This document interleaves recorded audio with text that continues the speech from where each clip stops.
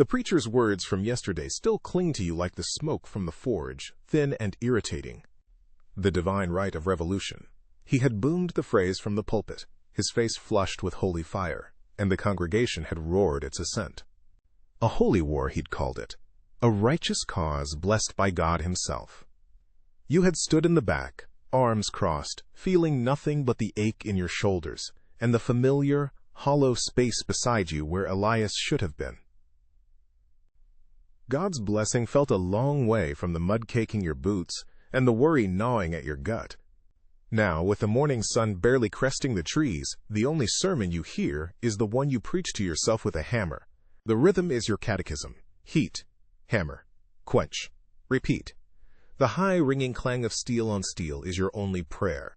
You heave the hammer up, its weight a familiar burden, and bring it down on the glowing orange shoe. Sparks fly like angry fireflies, briefly illuminating the sweat on your brow and the grim set of your jaw. This is real. The heat that licks your face, the jarring shock that travels up your arm, the stubborn will of the iron you must bend to your own. This is not some grand idea of liberty. It is the hard, unyielding fact of survival.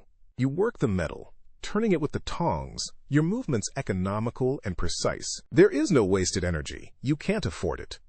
When this horseshoe is done, there is the hinge for the smokehouse door, and then the axe head for Jedediah Smith, who promises a portion of the wood he splits in payment.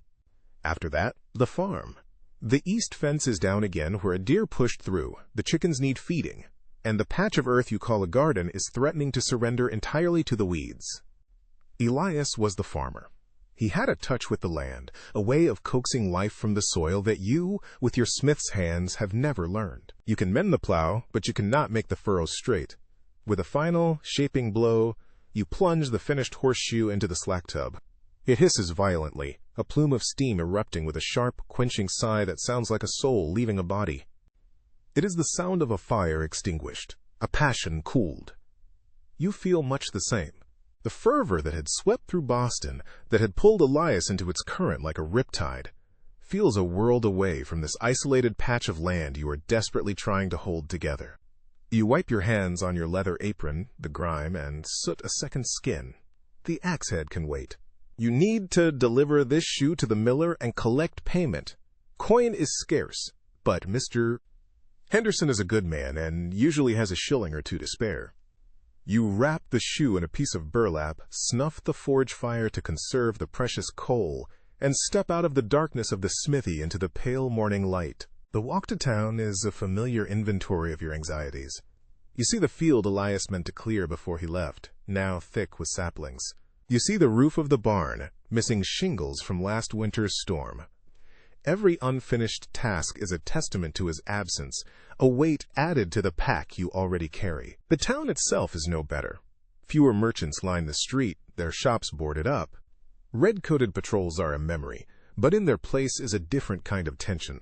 The quiet watchfulness of neighbors, the whispered rumors of battles won and lost, the ever-present lists of the dead and missing posted outside the meeting house.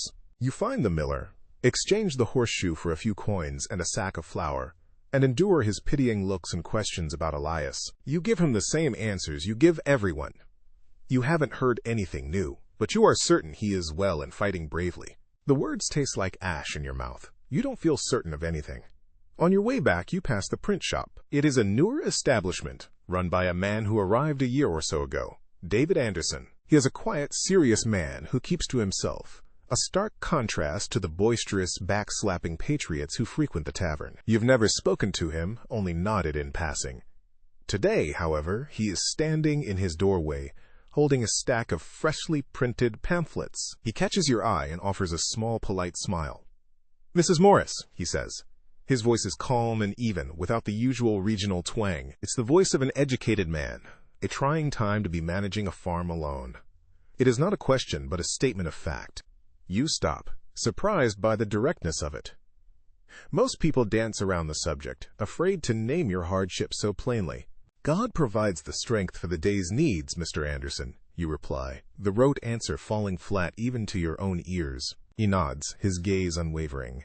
He is not handsome, but his face is clean-shaven and his eyes are an intelligent, thoughtful gray. Indeed. though I often wonder if God intends for our burdens to be quite so heavy. The cost of this adventure seems to fall disproportionately on those with the most to lose. Quote, "You shift the weight of the flour sack on your shoulder. You are in no mood for philosophical debate. Freedom is not free, or so they say." No, it is not, he agrees, his expression somber. It is paid for with fields gone fallow. It is paid for with hammers that should be mending plows but are instead forging weapons. It is paid for with husbands and sons. He gestures with the pamphlet in his hand. The men who preach of glory and liberty in Boston, they do not see your untended fields, Mrs. Morris. They do not feel the ache in your back. Their tables are full. Their families are safe. Quote, his words are quiet, but they land like hammer blows. He is saying everything you have been too afraid to think, articulating the formless resentment that has been growing in the dark corners of your mind. You find yourself unable to look away. He steps forward, closing the small distance between you. He smells of paper and ink, a clean, sharp scent. The papers for sale in my window speak of heroic victories and the certainty of our cause, he says in a lower voice, glancing back into his shop. They are very popular, but they do not tell the whole story. He extends one of the pamphlets to you. It is a single sheet, folded neatly. The paper is of good quality, the type clean and sharp. There is no lurid woodcut of a snake, no bold-faced cry for independence. The title is simple, The Price of Ambition. This is not for sale, he says, pressing it into your free hand. It is for those who are willing to ask difficult questions. It is for those who wonder if trading a distant king for a dozen nearby tyrants is truly a bargain. Quote, you stare down at the pamphlet, then back at him. What are you saying? Quote, I am saying that loyalty is not a sin, Mrs. Morris. I am saying that peace has value. This war is not a simple matter of good and evil, no matter what the men in the pulpits and state houses would have you believe. It is a conflict of interests, and I fear the interests of men like your husband and women like you are being sacrificed for the ambitions of a few. He pauses, letting the silence hang in the air. Read it, or burn it. The choice is yours. I only ask that you consider it. Quote, he gives you another small, respectful nod and then turns and disappears back into the ink-scented shadows of his shop, leaving you standing alone on the dusty road. The flour sack suddenly feels immensely heavy. The coins in your pocket feel cold and useless. But the pamphlet in your hand feels heaviest of all. It is a dangerous weight, a physical object representing a seed of doubt. You clutch it tightly in your fist. Your first instinct is to crumple it, to toss it into the dirt and grind it under your heel. It feels like a betrayal to Elias, to the cause he is risking his life for. He believes in this revolution. He believes in the promise of a new nation free from the crown. How can you even entertain the words of a man who calls it a mere adventure? But you don't throw it away. You slide the folded paper into your apron pocket, the sharp edges pressing against your hip. The walk home is different. You still see the overgrown field and the damaged roof, but now you see them through a different lens. Before, they were symbols of your struggle, your lonely sacrifice for a noble cause. Now, a new, ugly question worms its way into your thoughts. What if the cause isn't noble? What if David Anderson is right? What if Elias is not fighting for your freedom, but for the ambitions of men like your distant cousin John Hancock, a man who signs declarations with a flourish while you are breaking your back to keep from starving? What if this entire war is a terrible, catastrophic mistake? You reach your farmstead. The silence of the place presses in on you. You unload the flour in the kitchen, your movements slow, robotic. You stand at the window and look out at your land, at the endless list of chores that await you. The sun is higher now, burning off the morning chill, but you feel a coldness deep inside you that has nothing to do with the weather. Your hand goes to your pocket, your fingers tracing the outline of the pamphlet. The price of ambition. It is a price you are paying every single day. The question, the terrible, treasonous question that David Anderson has so politely planted in your mind, is whether it is a price worth paying at all. The week that follows is a blur of sweat and labor. You swing the hammer until your arm is numb, mend a broken wagon wheel for a neighbor in exchange for 2 precious chickens, and spend an entire afternoon on your hands and knees waging a losing war against the weeds in your garden. Each night, you fall into your empty bed exhausted, but sleep offers little respite.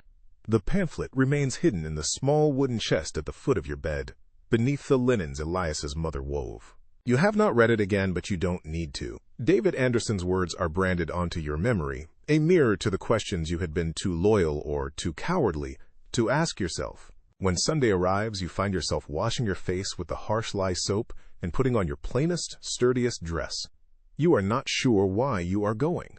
Part of you wants to stay home, to tend the farm, to avoid the looks of pity and the talk of war.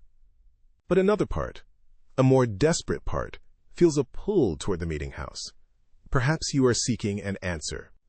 Perhaps you are seeking an argument, something to shore up your faith against the quiet, reasonable doubt that Anderson so carefully planted.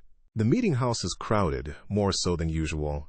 The air is thick with the smell of damp wool, wood polish, and the collective, anxious breath of a town holding itself together. Families sit crammed into the hard wooden pews, their faces upturned and expectant. You see young boys, their eyes wide with excitement, and old men, their faces etched with the memory of other wars. You see wives like you, women whose gazes drift toward the door as if expecting their husbands to walk through it at any moment. You slip into a space at the very back, leaning against the rough-hewn wall, your arms crossed over your chest in a familiar defensive posture. Reverend Clark mounts the pulpit. He is not a large man, but he seems to swell in size as he looks out over his flock, his eyes burning with a conviction that feels both terrifying and magnetic. He does not begin with a gentle prayer or a quiet reading. He begins with a roar. And the Lord said unto Moses, I have surely seen the affliction of my people. His voice booms through the hall, a physical force that makes the window panes tremble. And I have heard their cry by reason of their taskmasters, for I know their sorrows, and I am come down to deliver them out of the hand of the Egyptians. Single quote, quote. He pauses, letting the biblical parallel hang in the charged air. A murmur of assent ripples through the congregation. He has their complete attention. My friends, my brethren, do we not see our own affliction? Do we not hear the cry of our brothers in Boston, who have suffered under the boot of a new Pharaoh? Have we not been shackled by taxes, tormented by soldiers, and denied the very voice God gave us? Quote, his voice rises with each question, a crescendo of righteous fury. He leans forward over the pulpit, his knuckles white. Some will tell you this is a rebellion against our king, a sin against the order God himself has ordained. He spits the words out as if they are poison. I tell you they lie, for there is a right more sacred than the right of any king. It is the divine right of a people to be free. It is the right to cast off the tyrant. It is the right of revolution. Quote, the words, the same words you've been turning over in your mind, hit the congregation like a wave. A man near the front leaps to his feet, his fist in the air. Amen, he shouts, and the cry is taken up by others. Amen. Hallelujah. The room ignites. It is a fervor you can feel in your bones, a powerful current of shared purpose that threatens to sweep you away with it. For a dizzying moment, you understand. You feel the pull of it, the intoxicating promise of being part of something larger than your own small, weary life. This, you think, this is what Elias felt. This fire, this certainty, this is what made him leave the farm, to risk everything for a cause blessed by God himself. The preacher's words are a balm on the raw wound of your husband's absence, lending it a glory, a purpose, that makes the sacrifice feel noble again. A strength flows into you, not from your own weary muscles, but from the shared passion of the room.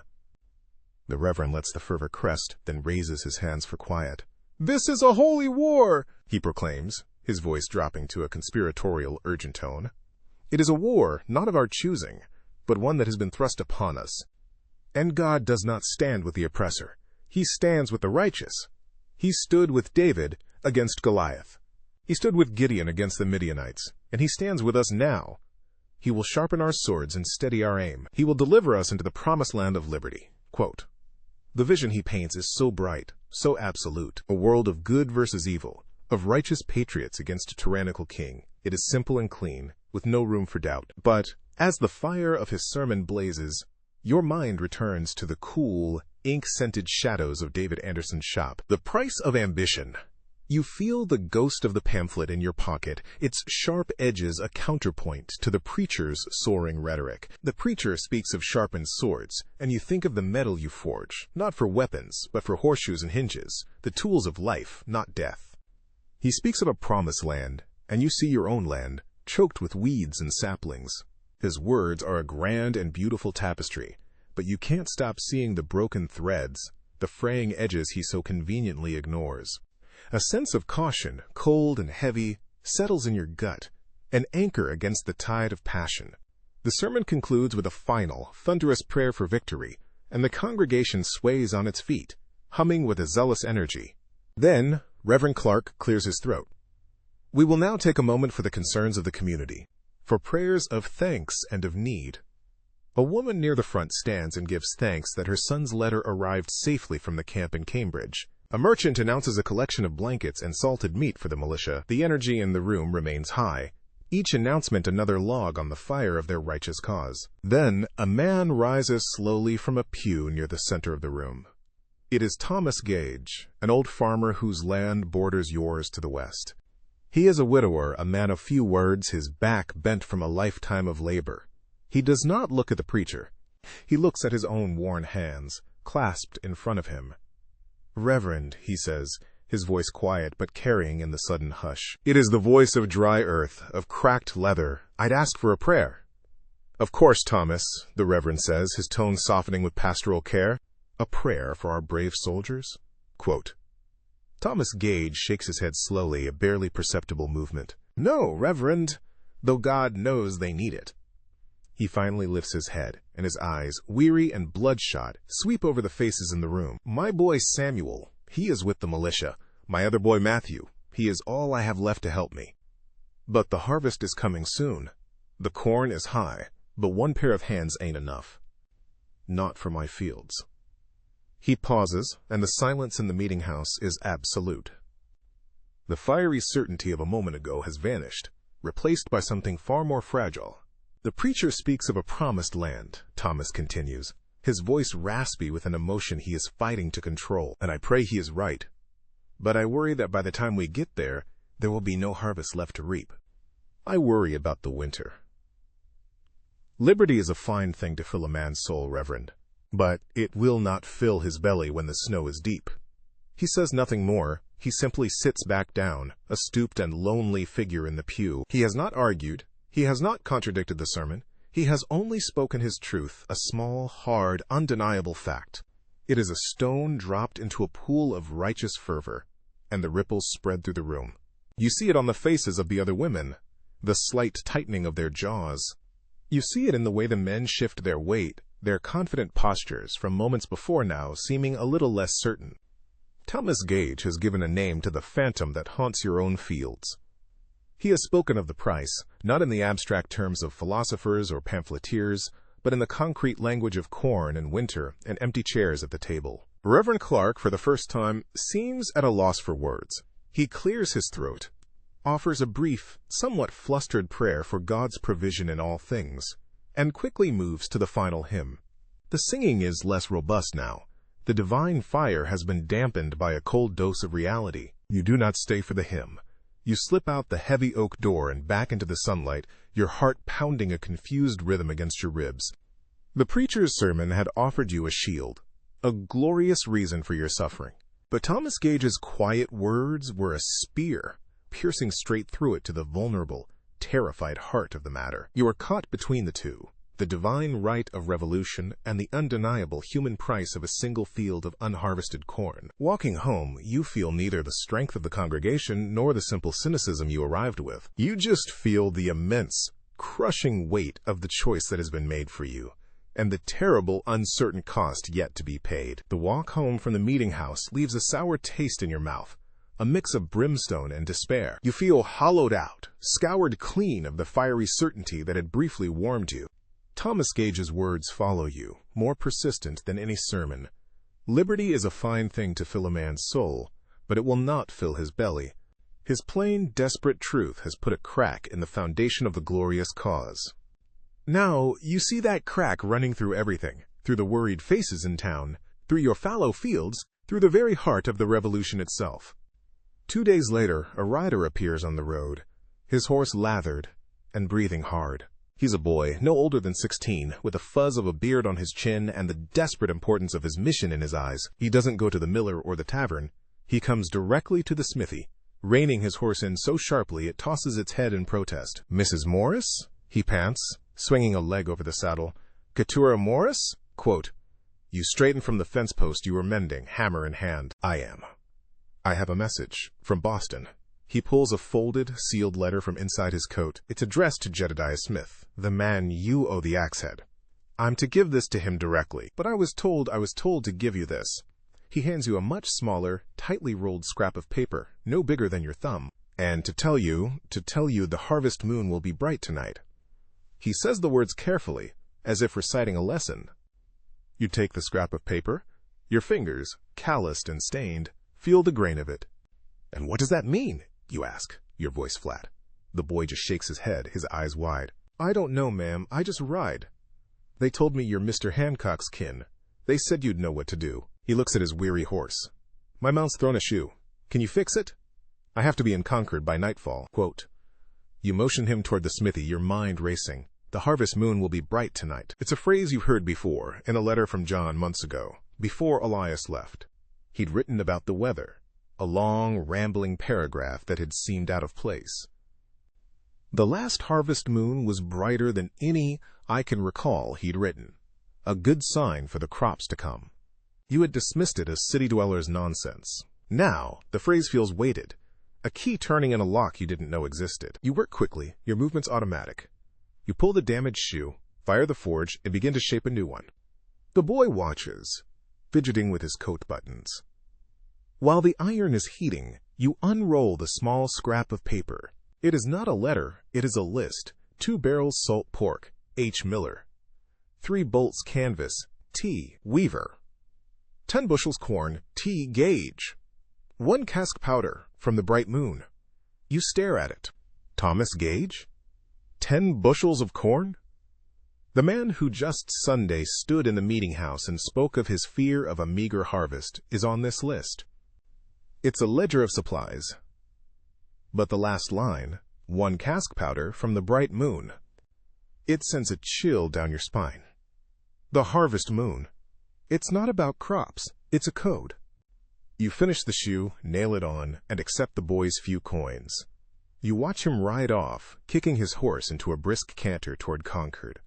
You are left standing in the smoke and shadows of your smithy, the list clutched in your hand. This isn't just a holy war fought with prayer and righteousness. It's a conspiracy of salt, pork, and canvas, of farmers giving what little they have, all coordinated by whispers and coded phrases passed by teenage boys. The grand cause is built on a foundation of secret ledgers and clandestine barter. You think of your cousin, John, with his elegant signature. This is the machinery beneath his declarations, the hidden gears turning the wheels of revolution. The risk of it all suddenly feels immense. A list like this, in the wrong hands, is a death sentence for every man named. Over the next few days, you start to see the code everywhere. It is a language hidden in plain sight. When you deliver the mended hinge to the smokehouse, the owner claps you on the shoulder and says, "The new batch is curing well. Tell Jedediah the hogs are fat this year."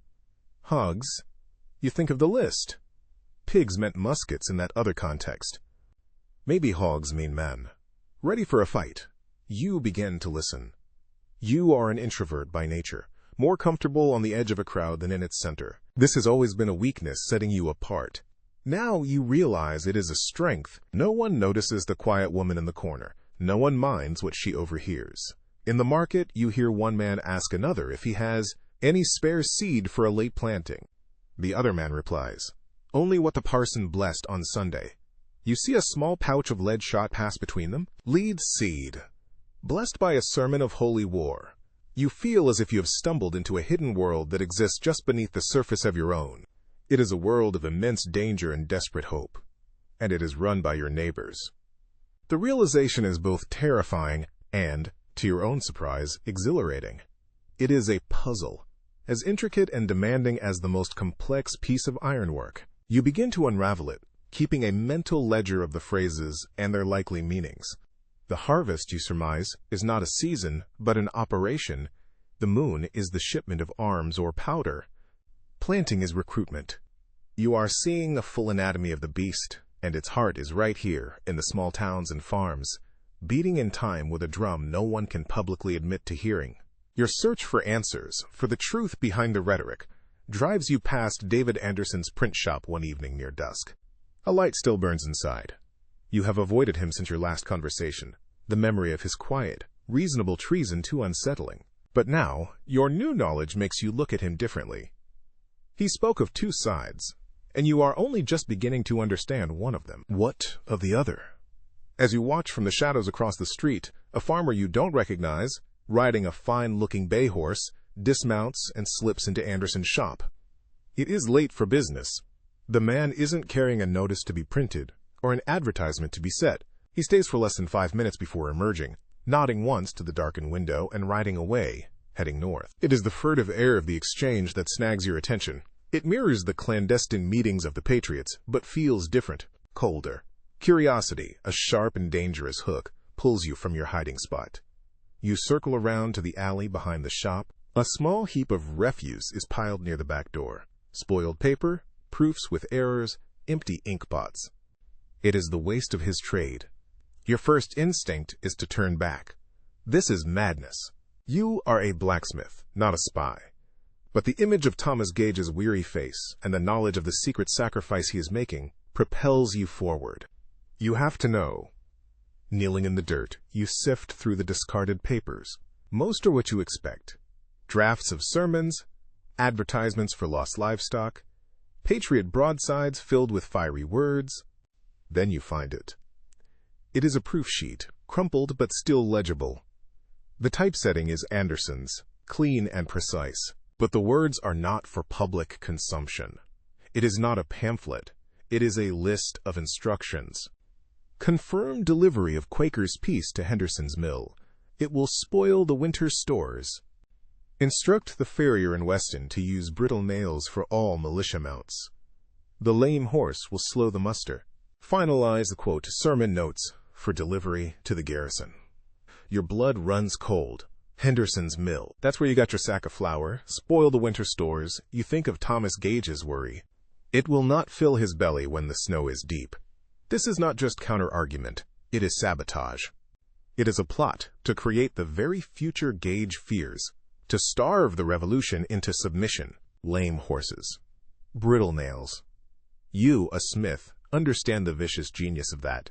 A horse that throws a shoe at a critical moment, a rider delayed, a message that never arrives. And Anderson.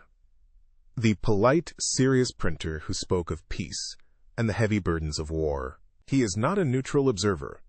He is an active agent, using his press not just to print dissent, but to coordinate destruction. His loyalty isn't a passive belief. It is a weapon. He is not trying to win an argument with words.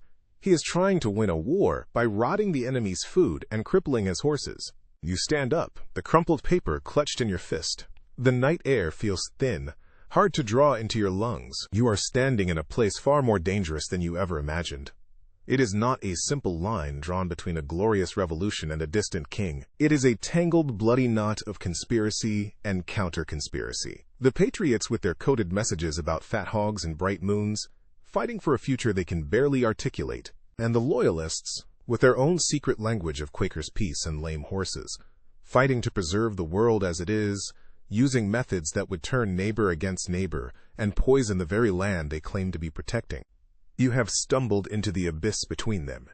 You hold the secrets of both sides in your head and in your hands. The pamphlet in your chest at home, The Price of Ambition, suddenly seems like a piece of childish sophistry compared to this. The true price is not something to be debated in print. It is something to be paid in spoiled flour and broken lives. The war is not coming. It is already here, being fought in the shadows of the alleys and the whispers in the marketplace, and you are standing directly in its path. You stand frozen in the alley, the ink-stained proof, a brand in your hand.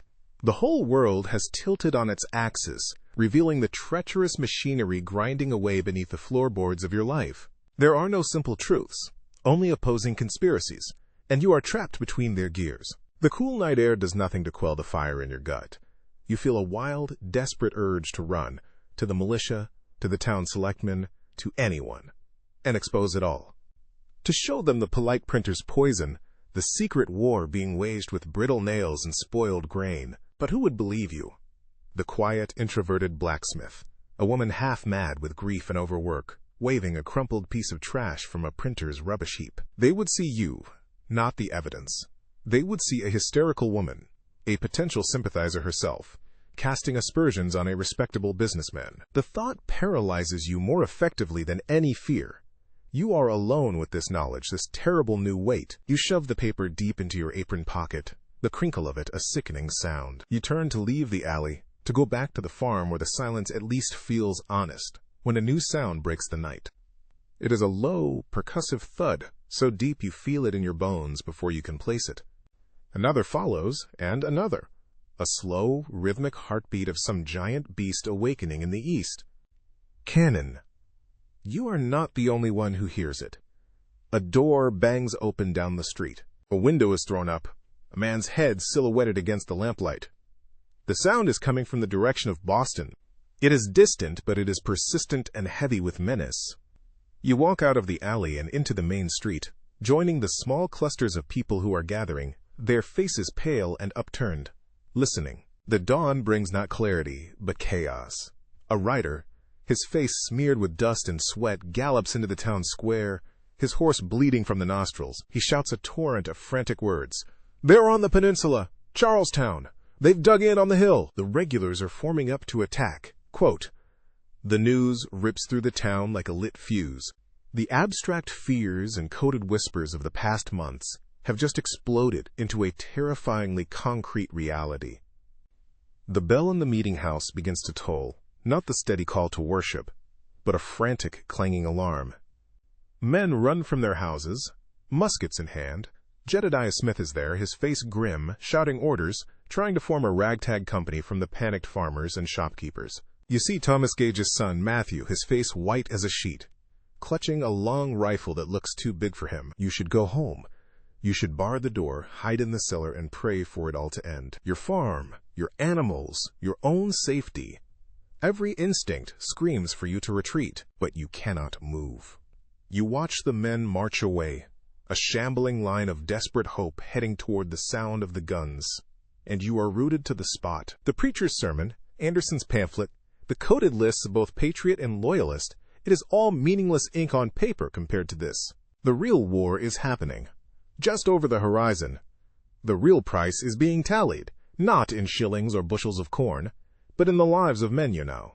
A pull, stronger than fear, takes hold of you. You have to see. You have to know what this thing you are caught in truly looks like. You have to witness the terrible arithmetic of it for yourself. It is a morbid, insane compulsion, but it drowns out all reason. You turn your back on the road home and join a small, grim-faced crowd of others. Old men, frantic wives, curious boys, who are moving east, drawn like moths to a terrible flame. The journey is a nightmare of dust and rumor. Every traveler coming the other way brings a new, contradictory report. The militia has 10,000 men. The regulars are landing by the thousands. The Royal Navy is going to level the entire city. The sound of the cannons grows louder with every mile, a constant, gut-churning thunder that makes the ground beneath your feet vibrate. You reach the heights of Malden by midday. From here, across the shimmering blue of the Mystic River, you can see it all. The Charlestown Peninsula juts out into the harbor, and at its crest is a raw, ugly scar of fresh earth. The Patriot Redoubt on Breed's Hill. Below, the town of Charlestown is a neat grid of houses and steeples. And across the narrow channel, the city of Boston gleams, its own hills, like Copp's Hill, crawling with spectators. But your eyes are fixed on the water and the fields at the base of the Patriot Fort. Boats are moving back and forth like water bugs, disgorging line after line of British soldiers. They form up on the shore, a breathtaking, terrifying spectacle of military precision. Their red coats are a vibrant slash of color against the green grass. They move as one, their bayonets catching the afternoon sun in 1,000 points of blinding light. They are the most powerful army on earth, and they are preparing to storm a muddy hill held by farmers. The bombardment from the ships in the river and the battery on Copp's Hill intensifies, a deafening, relentless roar. Smoke and dirt erupt from the earthen walls of the redoubt, but there is no answer. The Patriots are holding their fire, silent and invisible behind their makeshift fortress. The air is thick with tension, a silence within the noise that is more terrifying than the cannons themselves. Then the drums begin, a steady, inexorable beat. The red lines begin to move. They advance up the gentle slope of the hill, their progress slow and deliberate, banners flying. They look invincible, a perfect, beautiful killing machine, you hold your breath. The world seems to stop. The crowd around you is utterly silent, their faces masks of awe and dread. The British are halfway up the hill when it happens. A single command must have been shouted, because the top of the redoubt explodes in a sheet of fire and smoke. A great, rolling crackle of musketry, 1,000 hornets unleashed at once, tears into the air. The front rank of the advancing army dissolves. It does not break or retreat, it simply ceases to be. Men fall in heaps, their pristine red coats suddenly stained a darker crimson. The beautiful, orderly lines are shattered, turned into a chaotic scramble of death and confusion. The survivors stagger back, leaving a carpet of their dead and wounded brothers on the green slope. A ragged, triumphant cheer goes up from the redoubt, a sound you can hear even from across the river. The crowd around you gasps, some weeping with relief, others shouting in disbelief. You feel nothing but a cold, sickening horror. You have just watched dozens of men die in the space of a single heartbeat. You, who spend your days mending the tools of life, have just witnessed the obscene efficiency of its destruction. The British are not so easily broken. They reform their lines. The officers, you can see them now, stride among the men, their swords drawn, restoring order with harsh commands. And then they come again. The same steady, disciplined advance into the face of death. And again, the same devastating volley from the hill rips them apart. This time, as they retreat, you see something new. A flash of orange in the town of Charlestown at the base of the hill. A wisp of smoke, then another. The British are setting the town on fire. The flames spread with horrifying speed, consuming the wooden houses and the tall steeple of the church. A vast column of black smoke billows into the sky, a funeral pyre for a town that has done nothing but have the misfortune to exist next to a battlefield. The screams of the dying on the hill are now mixed with the roar of the inferno. The earth shudders, the air is thick with the smell of gunpowder and burning pine, and you feel the bile rise in your throat. This is the divine right of revolution. This is the price of ambition. It is a vision of hell itself, painted across the landscape in fire and blood. The regulars come a third time. They are weary, their ranks thinned, but they are relentless. They march over the bodies of their comrades, their bayonets fixed. This time the volley from the redoubt is weaker, more sporadic. A ragged crackle, not a roar. Ammunition. You realize with a sickening certainty that they are out of ammunition. The red wave finally crests the earthen wall. The fighting dissolves into a savage, desperate melee. You cannot make out individuals. Only a writhing mass of red and brown coats, the glint of bayonets and clubbed muskets. It is butchery. The patriots begin to break, streaming from the back of the redoubt, running for the narrow causeway that is their only escape. The British soldiers stand on the parapet, firing down into the fleeing men. It is over. The British have the hill. The crowd around you groans, a collective sound of despair, but you are watching the survivors. You see them stumbling back, their faces black with powder, their eyes wide with shock. These are not the glorious heroes from the Reverend's sermon. They are terrified boys and broken men. Some are helping their wounded comrades. Others just stare blankly ahead, running on pure instinct. They have faced the beast and been savaged by it. They have paid a price that no pamphlet could ever articulate. The sun begins to set, casting a blood-red light over the scene. The smoke from the ruined town and the smoldering cannons drifts across the harbor, shrouding the hill of slaughter. The British flag flies over the redoubt, a tiny speck of color in the vast devastation. A victory. But as you look at the slopes of the hill, littered with hundreds upon hundreds of redcoats, you know it is a victory that has cost them the heart of their army. You stand there until the light fades, the crumpled loyalist proof still a hard knot in your pocket. It feels impossibly small now. The conspiracies, the codes, the secret plots, they are the squabbles of insects beneath the boot of this terrible giant. The war is not a debate to be won with clever words or clandestine sabotage.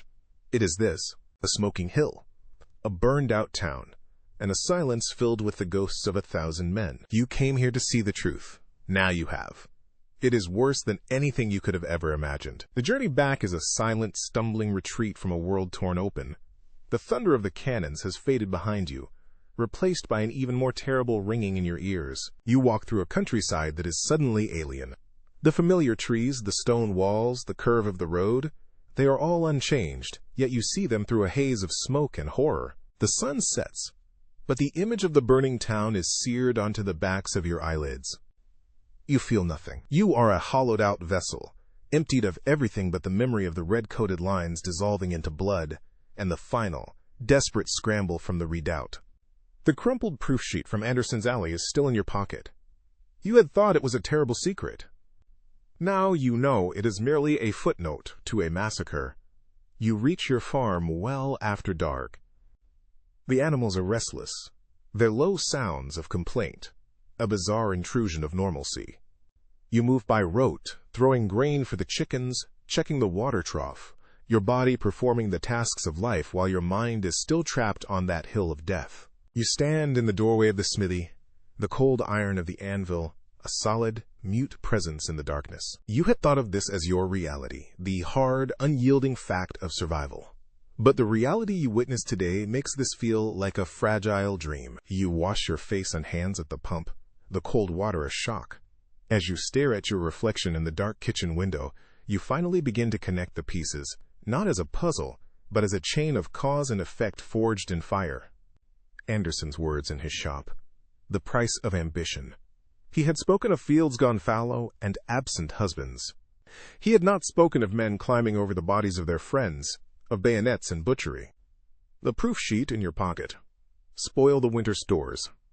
Use brittle nails for militia mounts. It is no longer an abstract plot. You can see it now with blinding clarity. A lame horse means a rider with a warning never reaches the line. It means a captain never gets his orders. Spoiled flour means the men defending a fort fight on empty stomachs, their strength failing them. The ammunition. The ragged, pathetic final volley from the redoubt. Had they run out because a shipment was late? Because a wagon wheel, mended with faulty iron, had broken on the road? David Anderson did not carry a musket today. He did not need to. He stood in his quiet, respectable shop and helped to kill those men as surely as if he had fired a cannon into their midst. His war is one of whispers and rot, of undermining the very sinews that hold the rebellion together. He is trying to make Thomas Gage's worst fears come true, to starve the revolution not just of food but of hope, to make the price so high, the suffering so acute, that men will throw down their arms and beg for the piece of the leash. The thought makes you sick. For 2 days, you are a ghost on your own farm. You work, but your mind is elsewhere, sifting through the carnage, replaying the coded phrases, arranging them into a terrible mosaic. The fat hogs, the blessed seed, the bright moon, a network of desperate hope. And on the other side, Quaker's peace, the lame horse, a conspiracy of despair.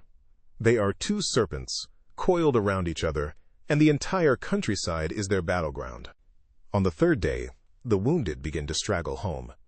You see Jedediah Smith's wagon pass on the road, a blood-soaked blanket covering a still form in the back.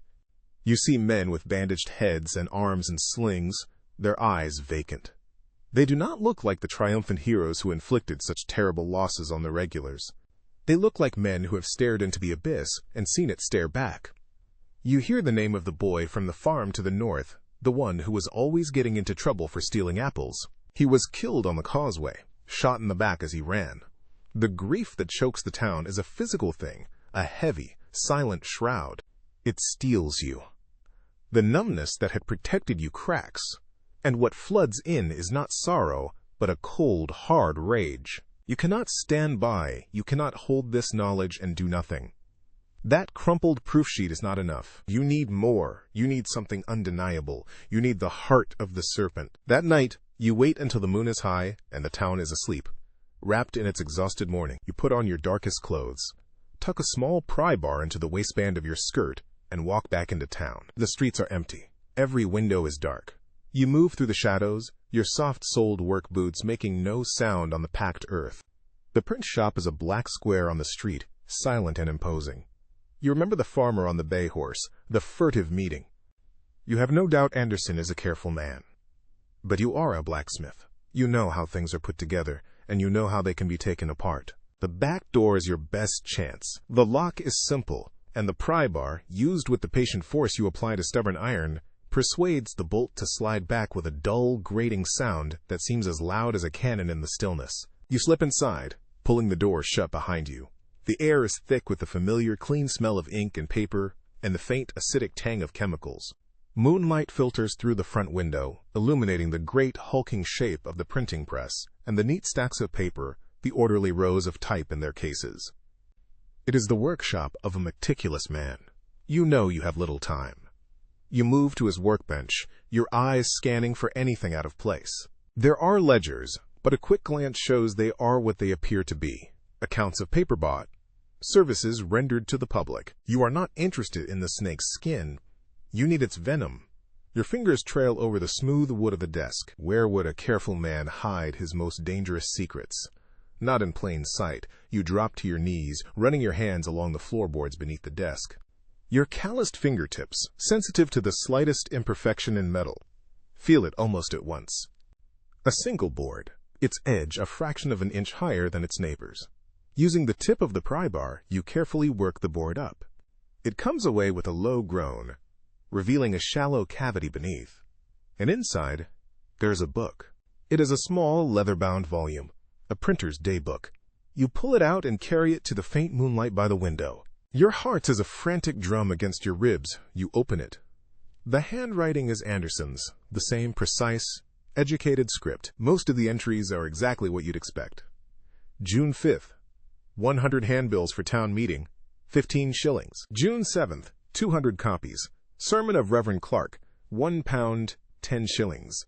You flip through the pages, your hope sinking. It's nothing. Then you see it, an entry from last week.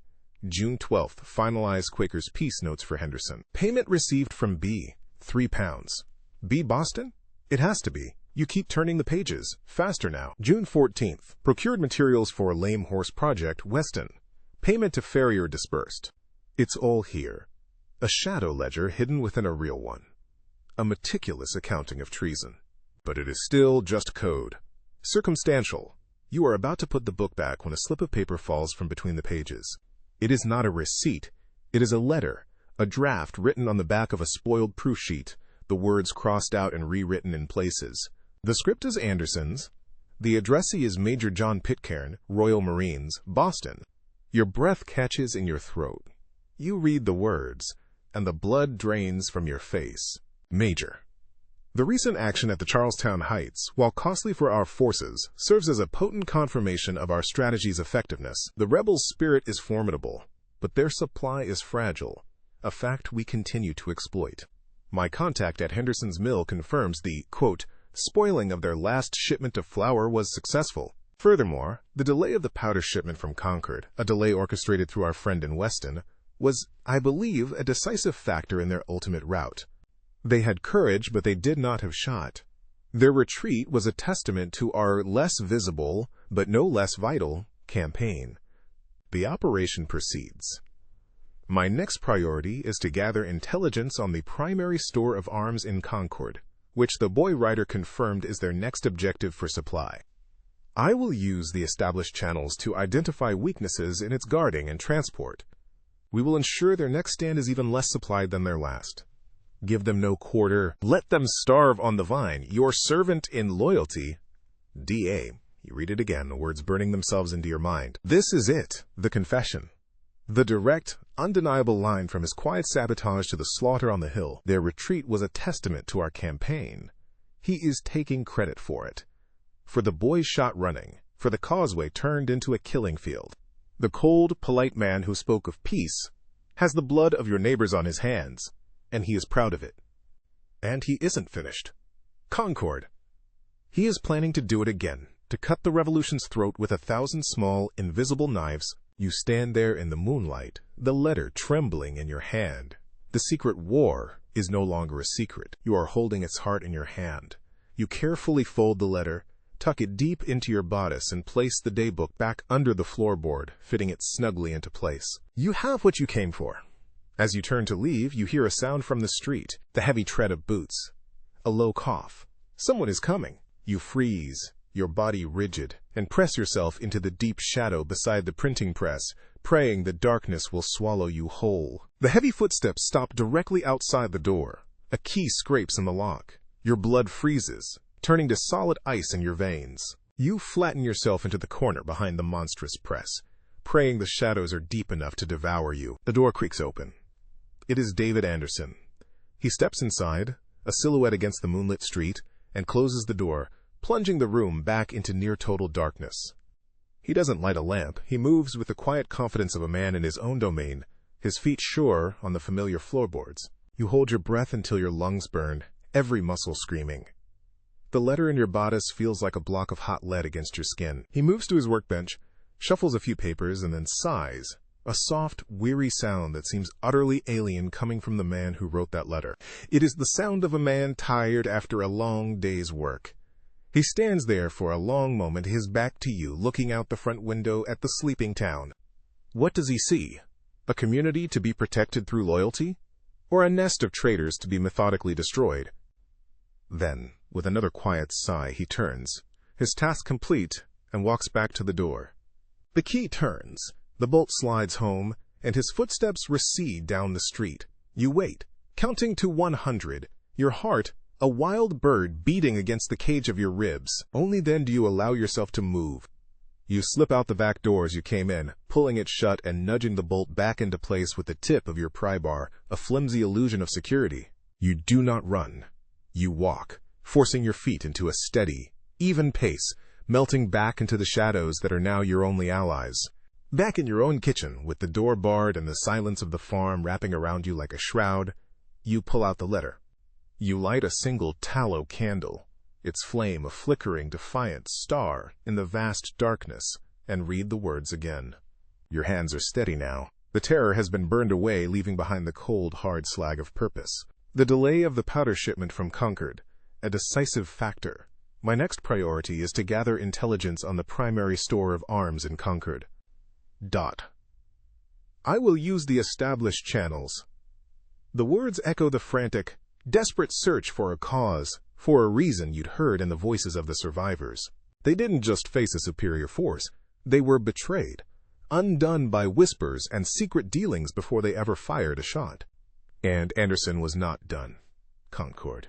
The revolution's entire stock of powder and shot, the very teeth and claws of its defiance, was his next target. How could he gather such intelligence? He couldn't simply walk into the armory.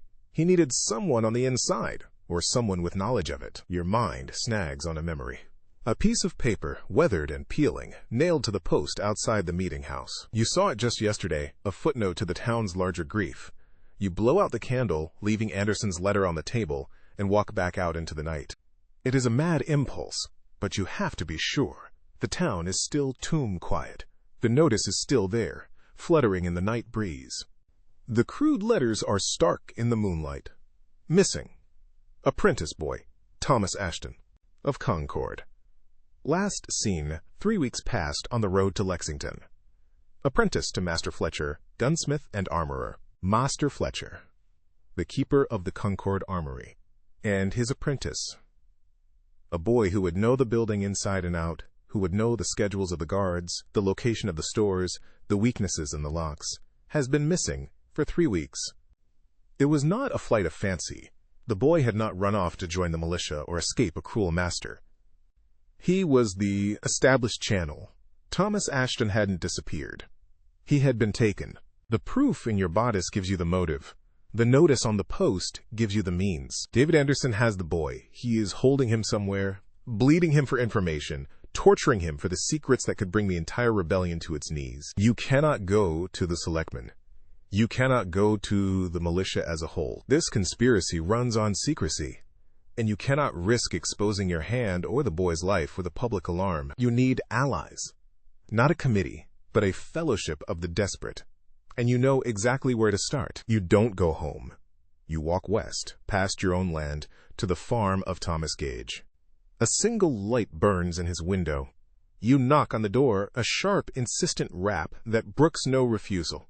He opens it, his face haggard in the lamplight, his eyes red-rimmed with worry for his own son. "Mrs. Morris? Is it news?" he asks, his voice a dry rasp. "It is a cause, you say," pushing past him into the small, clean room. "And a cure.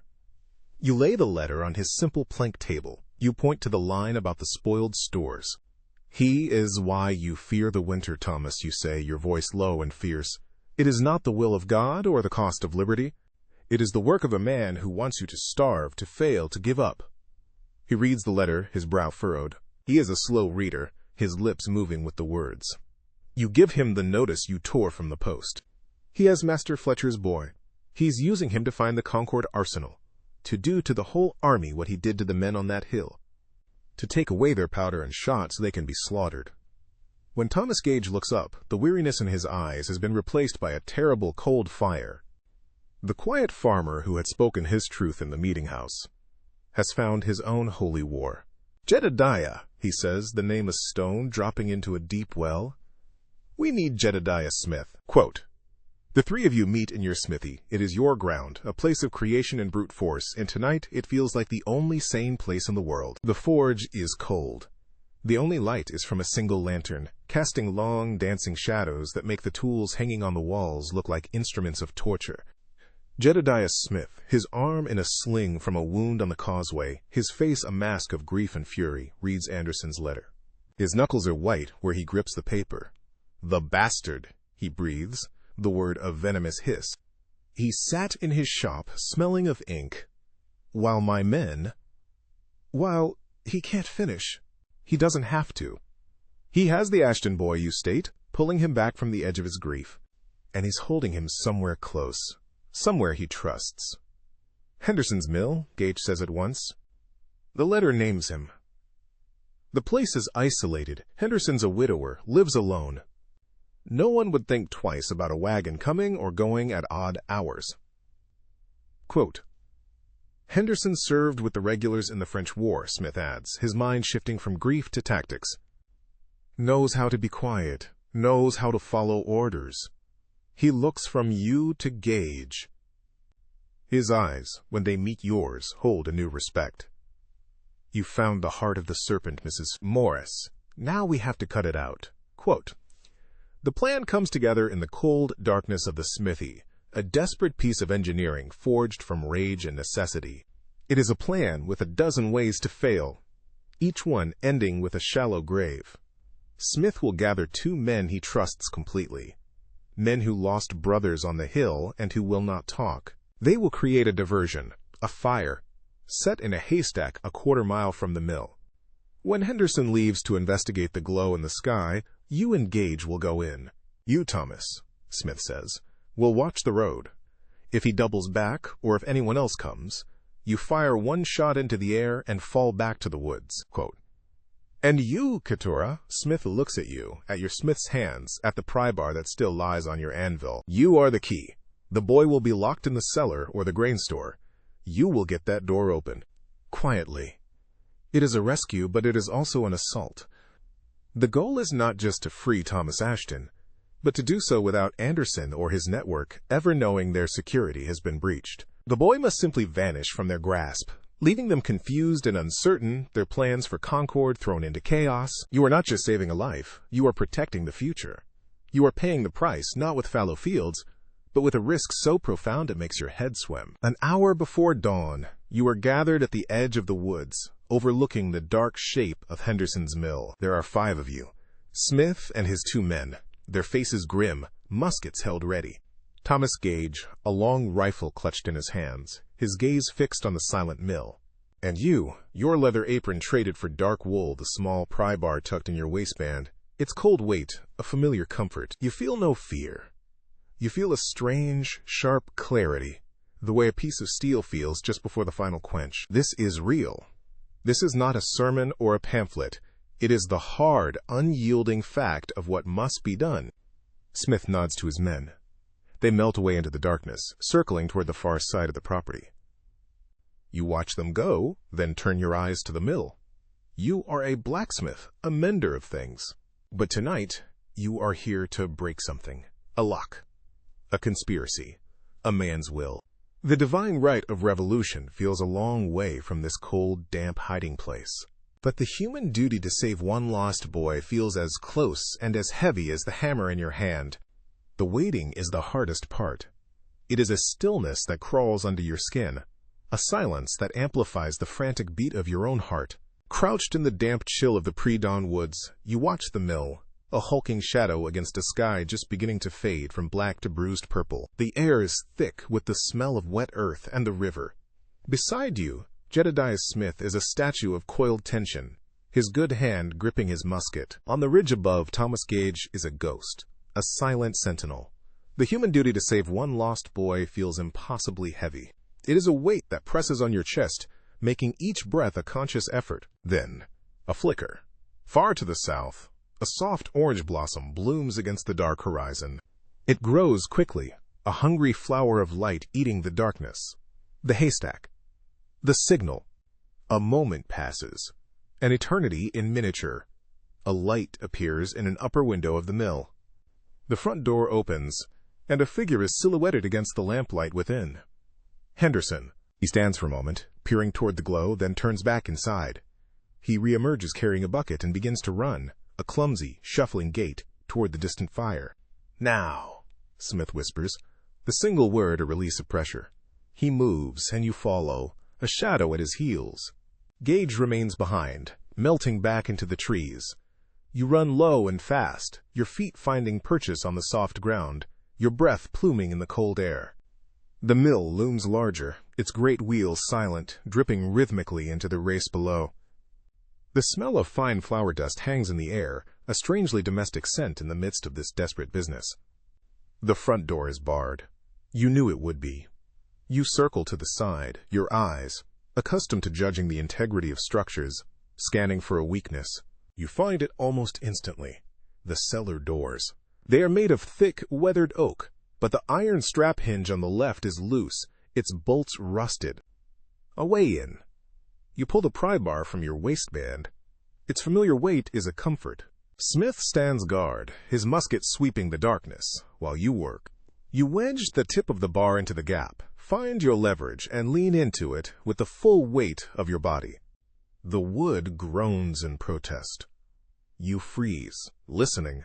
Nothing but the dripping water and the distant, frantic shouts from the direction of the fire. You apply the pressure again, a slow, steady force. There is a sharp crack as the rusted bolts surrender and the door gives way. You pull it open and are met with a wave of cool, musty air. Smith produces a small, hooded lantern, its single flame casting a weak circle of light into the abyss. He goes first, descending the stone steps, and you follow, pulling the broken door closed behind you. The cellar is larger than you expected, a labyrinth of barrels and crates. The air is thick, with the smells of damp earth, aging apples, and something else. The faint, sour scent of human misery. You find him in the far corner. He is chained to a stone pillar, a thin, pale figure in the wavering lantern light. It is a boy, his face smudged with dirt, his eyes wide and terrified as he flinches away from you.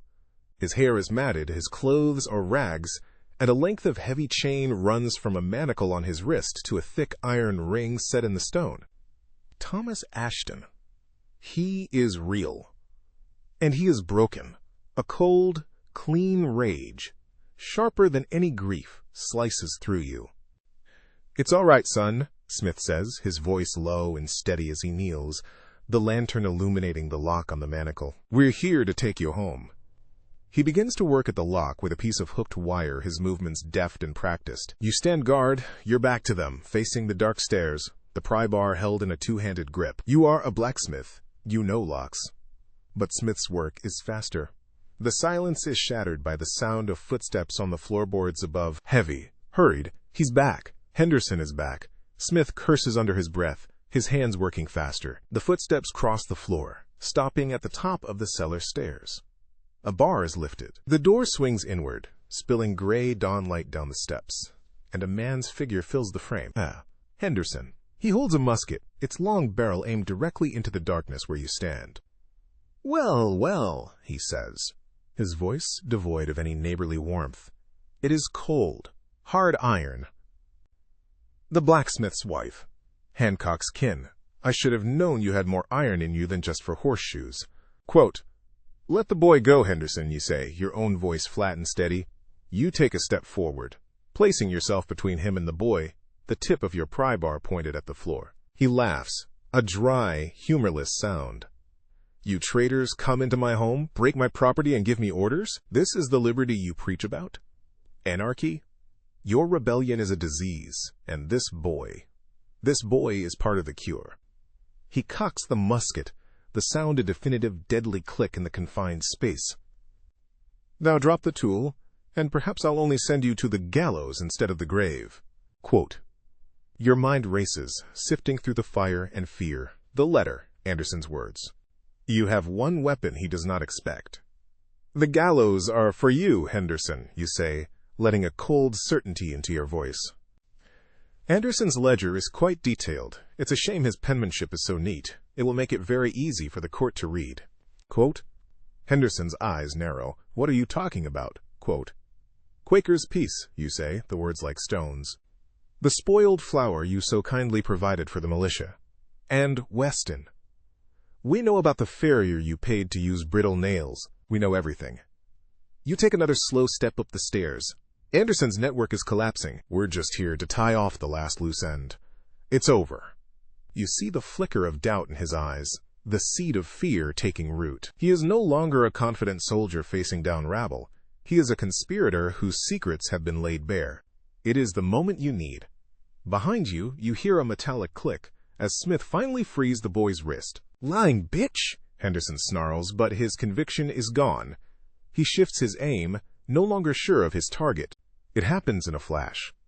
Smith shoves the terrified apprentice behind him and lunges up the stairs. He is a bull, wounded but powerful, driving his shoulder hard into Henderson's midsection. The musket fires, the explosion a deafening physical blow that shakes the very stones of the cellar. The flash momentarily blinds you, the smell of burnt powder acrid in your throat.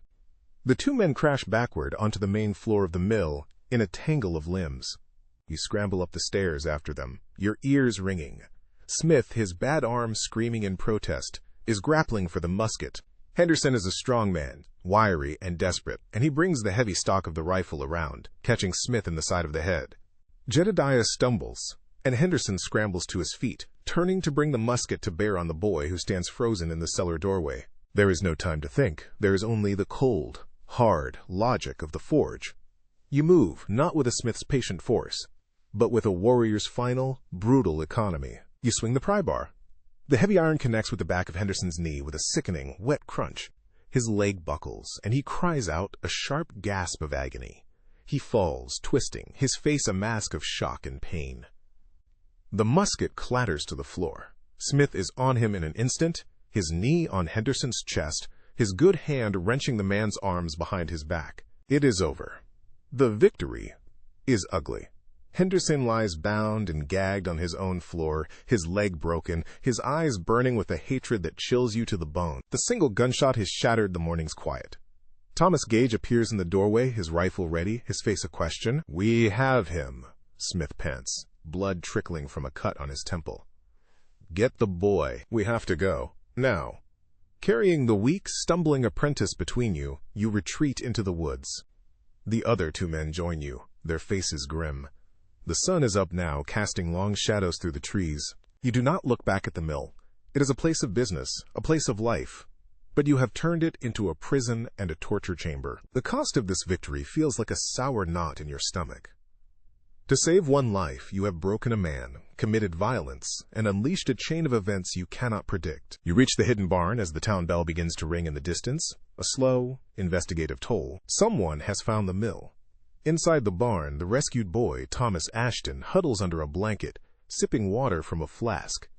He is still terrified, but in his eyes there is a flicker of something new, a spark of life returning. He speaks in fragments, his voice a hoarse whisper, confirming Anderson's visits, the endless questions about the Concord Armory, the threats against his family. Each word is another nail in the coffin of Anderson's conspiracy.